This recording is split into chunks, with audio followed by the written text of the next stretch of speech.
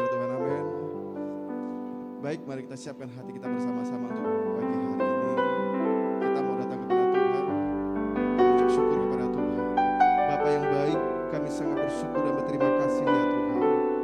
Kalau saat ini Bapa, Engkau masih izinkan kami untuk boleh ada berkumpul bersama-sama untuk pagi hari ini Bapa. Itu semua karena kemurahan yang sudah Engkau berikan, Engkau nyatakan atas setiap hidup kami ya Tuhan. Bapa yang baik, kami serahkan ibadah kami pada Engkau ya Tuhan. Engkau lawat kami, jamah setiap kehidupan kami ya Tuhan. Berkati ibadah yang kami lakukan untuk pagi hari ini. Dalam nama Tuhan Yesus, haleluya. Haleluya. Amin.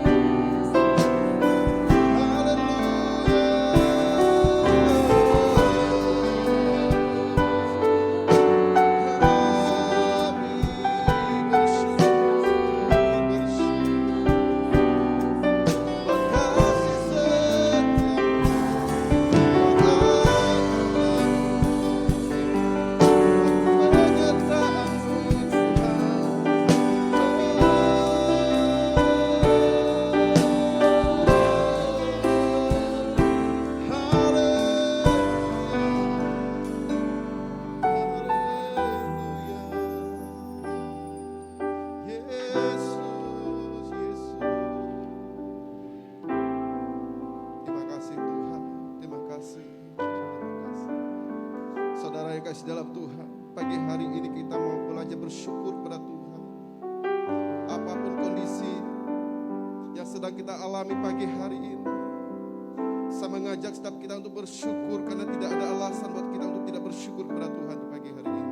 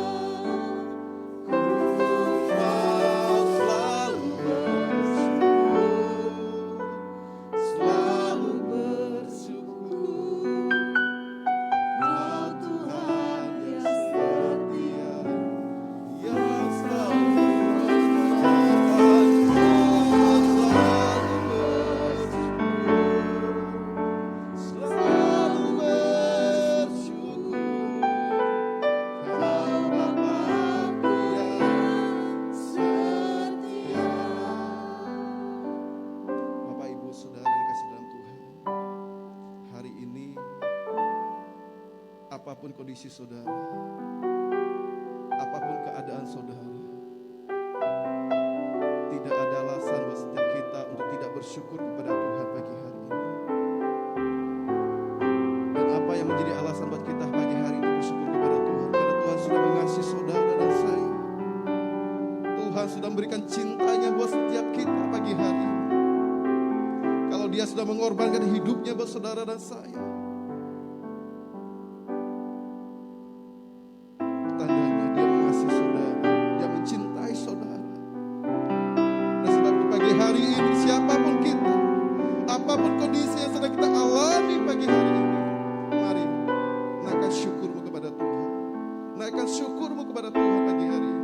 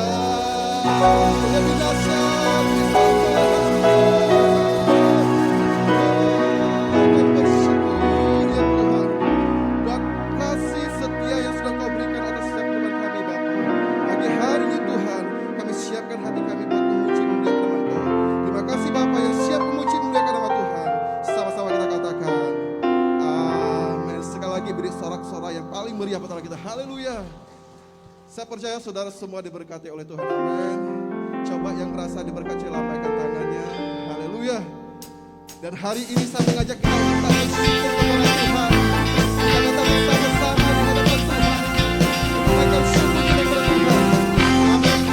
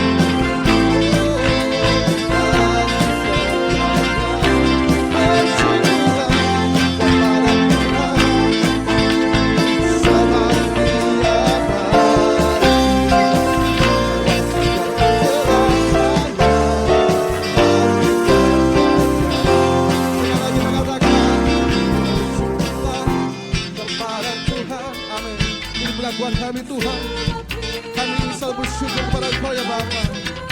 Yes, amin. Kasih setia, bersyukurlah kepada Tuhan, sebab Dia baik.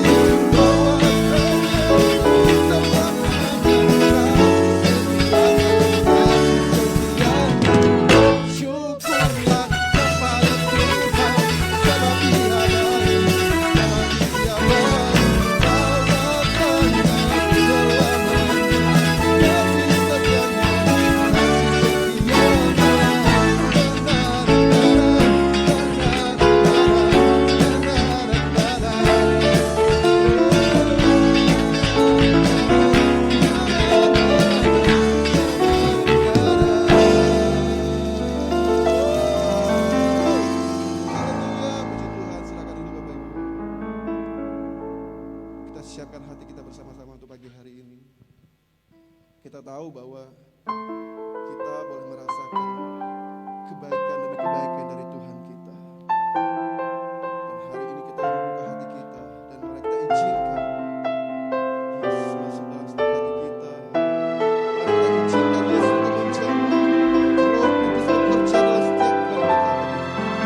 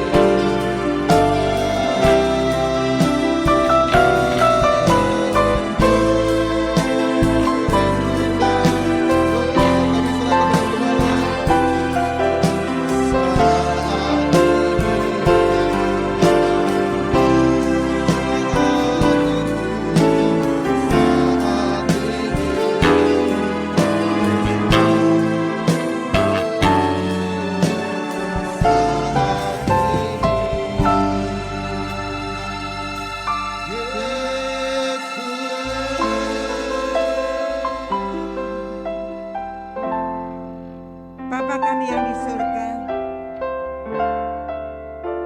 inilah hati kami, kerinduan untuk Engkau Yesus.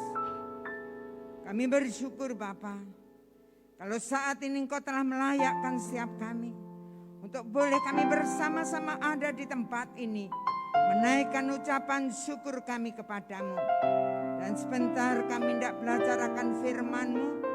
Tuhan tolong kami, penuhi kami dengan kuasa Roh-Mu, agar kami boleh mengerti, memahami, sehingga menghidupi firman-Mu secara nyata.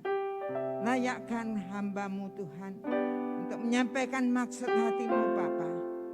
Kami bersyukur, saat yang indah ini yang siap belajar firman Tuhan. Sama-sama katakan, amin. Salam. Salam. Puji Tuhan Bapak Ibu Saudara dikasih oleh Tuhan. Kita bersyukur karena kebaikan Allah yang dilimpahkan dalam hidup kita. Sehingga saat ini kita boleh ada bersama-sama di tempat ini. Langsung aja kita membuka kitab kita dalam Matius 25 ayat 1 sampai dengan 13. Nanti Bapak Ibu baca di rumah, renungkan baik-baik. Namun pada kesempatan yang indah ini kita akan baca di ayat yang ke-13 saja. Matius 25 ayat 13. 2, 3. Karena itu berjaga-jagalah, sebab kamu tidak tahu akan hari maupun akan saatnya. Amin.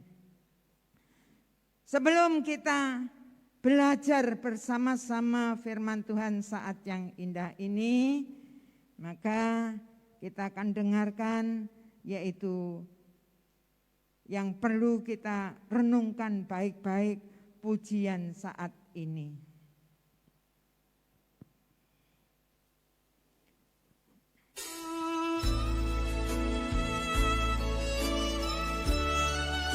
Sungguh luar biasa Bapak Ibu.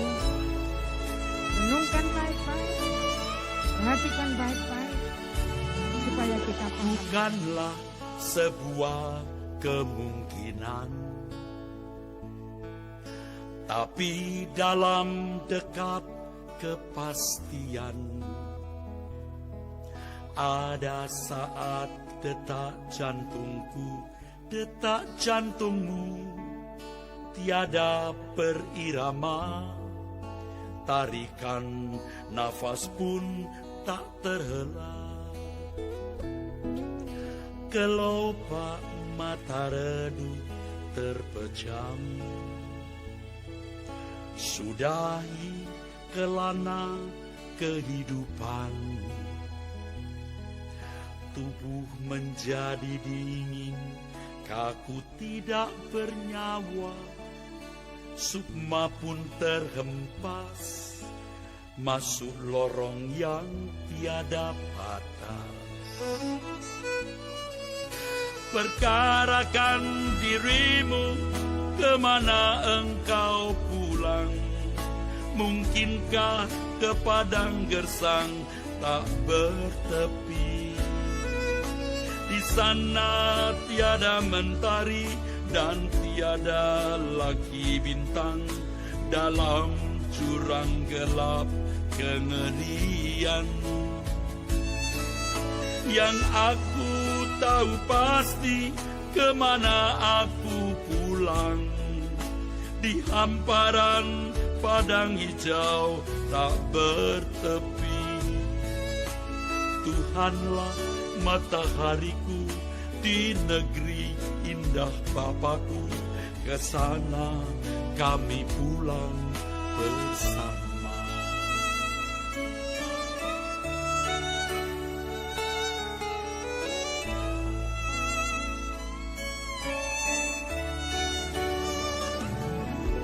Setiap insan terima panggilan,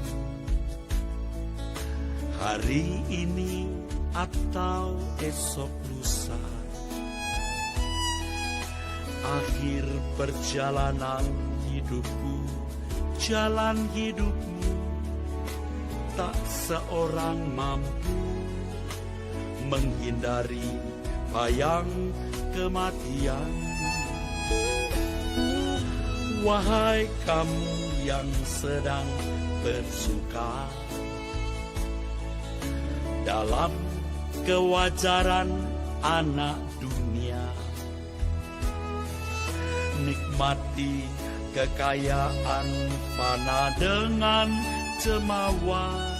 Suatu saat pasti semua sirna, tak berharga lagi. Perkarakan dirimu, kemana engkau pulang? Mungkinkah ke padang gersang tak bertepi? Di sana tiada mentari dan tiada lagi bintang dalam jurang gelap kengerian. Yang aku tahu pasti kemana aku pulang, di hamparan padang hijau tak bertepi. Tuhanlah matahariku di negeri indah Bapakku, ke sana kami pulang bersama. Perkarakan dirimu, kemana engkau pulang? Mungkinkah ke padang gersang tak bertepi? Di sana tiada mentari dan tiada lagi bintang dalam jurang gelap kengerian. Yang aku tahu pasti kemana aku pulang, di hamparan padang hijau tak bertepi. Tuhanlah matahariku di negeri indah Bapakku, ke sana kami pulang bersama. Tuhanlah matahariku di negeri indah Bapakku, ke sana kami pulang bersama. Puji Tuhan, Bapak Ibu, saudara-saudara yang dikasihi oleh Tuhan. Kalau Bapak Ibu sudah mendengarkan lagu ini sangat luar biasa. Bukan maksud saya menakut-nakuti Bapak Ibu saudara, tetapi itulah faktanya. Itulah kenyataannya di dalam setiap hidup kita yang harus kita perhatikan baik-baik. Nah Bapak Ibu saudara-saudara yang dikasihi oleh Tuhan. Pujian tadi menyadarkan dalam setiap kehidupan kita yang hadir saat ini, untuk bersama-sama nantinya kita saat pulang menjadi warga kerajaan surga dan Yesus itu adalah rajanya. Maka dalam hidup Bapak Ibu saudara dan saya harus menggunakan waktu, kesempatan yang Tuhan berikan dalam hidup kita saat ini sebaik-baiknya. Karena kita nggak tahu kapan waktunya di dalam hidup Bapak Ibu saudara dan saya. Untuk itulah kita harus berjaga-jaga dalam hidup kita, dan kita harus berjuang untuk hidup suci, tak bercacat, tak bercela, dan sehingga hidup saudara dan saya hidup seperti Yesus. Yang setuju katakan amin. Puji Tuhan Bapak Ibu saudara dikasihi oleh Tuhan. Pada kesempatan yang indah ini kita akan belajar firman Tuhan dengan judul sikap hidup berjaga-jaga di akhir zaman. Perumpamaan tentang 5 gadis bijak dan 5 gadis bodoh mengajarkan kepada setiap Bapak Ibu saudara dan saya, kita semua, tentang sikap yang seharusnya kita ambil untuk menunggu kedatangan Kristus kedua kali. Nah Bapak Ibu saudara yang kasih dalam Tuhan, bagaimana dengan kehidupan kita, saudara dan saya dalam hidup kita? Bukan hanya kita menunggu kedatangan Kristus nantinya, tetapi saat kematian tiba, itulah akhir dalam setiap kehidupan kita. Itulah akhir penantian kita. Untuk itu Bapak Ibu saudara-saudara yang kasih, marilah kita akan bersama-sama dalam hidup kita memperhatikan kehidupan kita masing-masing. Sikap hidup berjaga-jaga di akhir zaman adalah poin yang pertama. Hidup seturut firman. Hidup seturut firman. Nanti Bapak Ibu baca dalam ayat yang ketiga sampai yang keempat. Dikatakan pelita adalah sarana penerangan yang disiapkan oleh 5 gadis bijak untuk menyambut kedatangan mempelai laki-laki yang bisa datang sewaktu-waktu. Bagaimana dengan kehidupan Bapak, Ibu, Saudara dan saya? Kalau kita melihat di dalam Mazmur 119 ayat 105. Dikatakan, firman-Mu itu pelita bagi kakiku dan terang bagi jalanku. Mari kita lihat. Dalam setiap hidup Bapak, Ibu, Saudara dan saya. Sudahkah firman Tuhan itu kita jadikan pelita dan terang bagi jalan kehidupan kita? Bapak, Ibu, Saudara yang dikasihi oleh Tuhan. Kalau kita mungkin di malam hari, tiba-tiba lampu mati sehingga gelap keadaannya. Dan saat kita tidur, maka kita tersedak. Maka kita perlu minum, saudara. Saya yakin dan percaya. Untuk mencari minum, kita itu nubiak-nubiak, saudara. Karena keadaan gelap.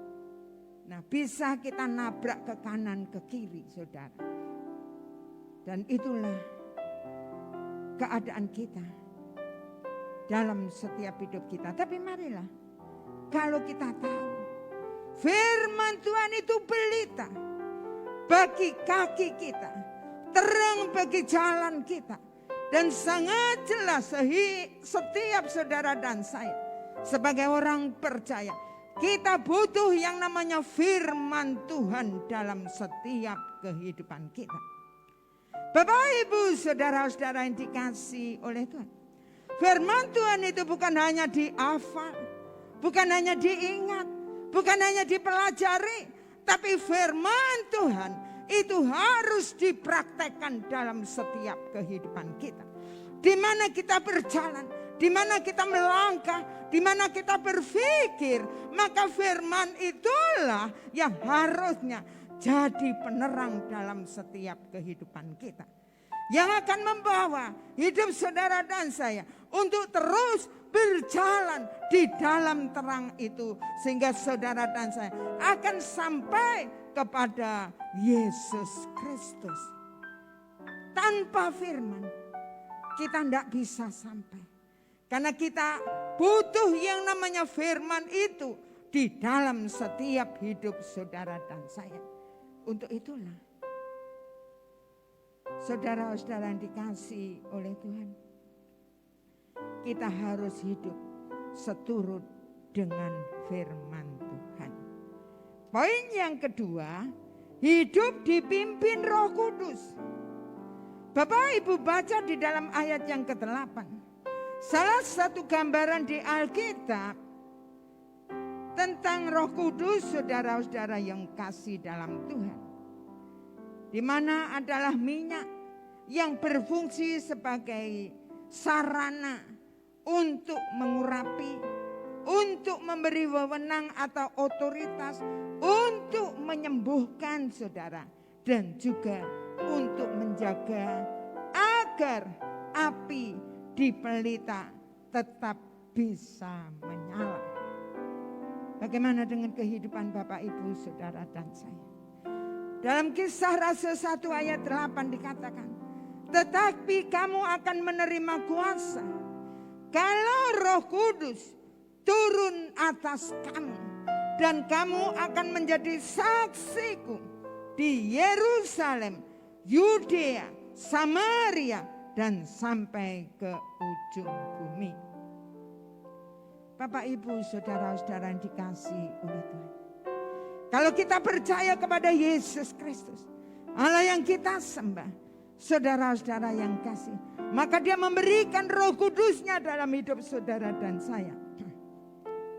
Dan untuk itulah kita perlu Roh Kudus itu dalam setiap kehidupan kita. Bapak, Ibu, saudara-saudara yang kasih dalam, dengan Roh Kudus itu menuntun, membawa hidup Bapak, Ibu, saudara dan saya untuk menjadi saksi dalam hidup saudara dan saya, untuk menghidupi firman itu secara nyata. Nah, Bapak, Ibu, saudara-saudara yang kasih dalam Tuhan, dengan Roh Kudus itulah Bapak, Ibu, saudara dan saya dimampukan setiap kita di dalam hidup Bapak Ibu Saudara dan saya untuk menjadi saksi, di mana saudara dan saya menjadi saksi, yaitu saksi yang hidup, suratan-suratan yang terbuka di mana kita berada. Kita bisa menjadi berkat melalui tutur kata kita, tindakan kita, melalui apa yang kita sampaikan, melalui pikiran kita, saudara-saudara yang kasih, sehingga dalam hidup kita bisa berdampak. Nah, Bapak Ibu Saudara yang kasih dalam Tuhan, marilah kita akan melihat di dalam setiap hidup kita, apakah benar saudara dan saya dipimpin oleh Roh Kudus, diberi kuasa oleh Roh Kudus di dalam hidup kita untuk memampukan kita hidup semakin hari, semakin hidup menyenangkan Allah yang kita sembah. Poin yang ketiga, saudara, hidup intim dengan Allah. Nanti Bapak Ibu baca di dalam ayat yang ke-12. 5 gadis bodoh tidak dikenal oleh Tuhan. Itu merupakan menunjukkan saudara bahwa mereka tidak memiliki pengenalan dan intim dengan Tuhan. Bapak Ibu saudara-saudara yang kasih dalam Tuhan, bagaimana dengan kehidupan Bapak Ibu saudara dan saya di dalam kehidupan kita? Yohanes 15 ayat 5 mengatakan, akulah pokok anggur dan kamulah ranting-rantingnya. Barang siapa tinggal di dalam aku dan aku di dalam dia, ia berbuah banyak. Sebab di luar aku kamu tidak bisa berbuat apa-apa. Sungguh luar biasa bahwa Allah mau dalam setiap hidup saudara dan saya, kita intim dengan dia, kita masuk di dalam dia. Berarti disinilah kalau dikatakan saudara tinggal di dalam Yesus, maka di dalam hidup saudara dan saya haruslah menghidupi Yesus itu secara nyata di dalam setiap kehidupan kita. Bukan hanya pengakuan bahwa kita adalah orang Kristen percaya kepada Yesus, tapi bagaimanakah melalui kehidupan kita, setiap detiknya, setiap menitnya, benarkah kita hidup di dalam dia? Benarkah Yesus itu ada di dalam setiap hidup kita? Kita akan melihat setiap pribadi kita masing-masing. Bagaimanakah dengan pikiran kita? Bagaimanakah dengan hati kita? Bagaimanakah dengan ucapan tutur kata kita? Bagaimanakah dengan tindakan-tindakan kita? Apakah semuanya itu menyenangkan hati Tuhan? Apakah semuanya itu menyenangkan hati Tuhan? Ini sangat penting. Kita bisa lihat apakah yang kita katakan benar-benar itu, kalau kita mau jadi di dalam setiap hidup saudara dan saya, itu menyenangkan hati Tuhan. Kalau kita tinggal di dalam Yesus, Yesus tinggal di dalam hidup kita, maka segala sesuatu yang kita lakukan, kita harus lihat. Kita harus periksa diri kita masing-masing. Apakah semuanya itu menyenangkan hati Tuhan? Karena apa yang kita katakan, apa yang kita lakukan, itulah Yesus yang ada dalam hidup kita. Sehingga semuanya itu bisa dibaca. Semua apa gerak-gerik semuanya yang kita lakukan itu bisa dibaca oleh setiap orang. Sehingga dimanapun kita berada, kemanapun kita berada saudara, maka dalam setiap kehidupan kita akan bisa menjadi berkat. Kita akan berdampak saudara. Dan kita akan menjadi suratan-suratan yang benar-benar dibaca oleh setiap orang. Bahwa mereka akan tahu bahwa di dalam kehidupan kita ada Yesus yang hidup dalam hidup kita. Mari Bapak Ibu Saudara yang kasih dalam Tuhan, agar Bapak Ibu Saudara dan saya nantinya kita bersama-sama pulang ke rumah Bapa, bersama-sama ada di kerajaan surga. Yesus sebagai rajanya, kita akan pulang sama-sama. Kalau dalam hidup Bapak Ibu Saudara dan saya, benar-benar di dalam kehidupan kita berjaga-jaga. Sudahkah hidup kita seturut firman-Nya? Sudahkah hidup kita dipimpin Roh Kudus?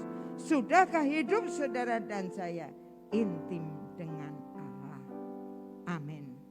Mari kita akan berdoa.